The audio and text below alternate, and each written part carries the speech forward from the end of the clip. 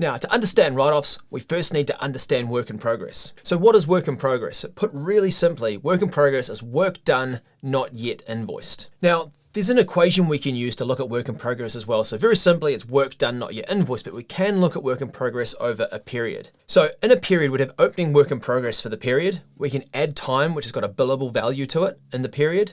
We've got disbursements, which are anything that are non-time related, such as subcontractor fees or any travel charges or any accommodation.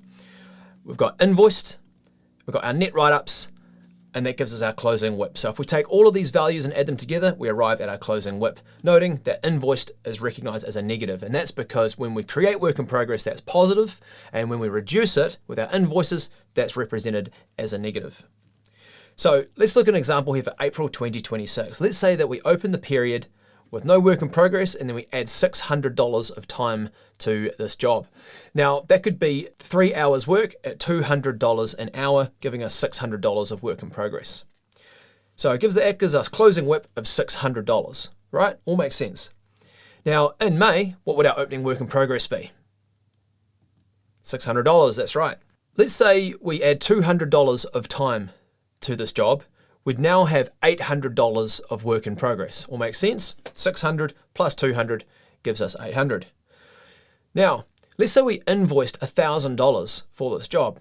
That's going to be represented by a negative because time increases our work in progress. That's an asset to us. It's billable time. And then we can reduce it by invoicing it. And then we're exchanging the asset, which is our work in progress, for another asset, which is an invoice. And eventually that will become cash in the bank account, another asset. So we reduce our work in progress by invoicing it. That's going to give us negative $200 of work in progress as our closing WIP. But we don't want to hold $200 of negative WIP. Instead, we want to have a write up here. So we've got $200 of write up.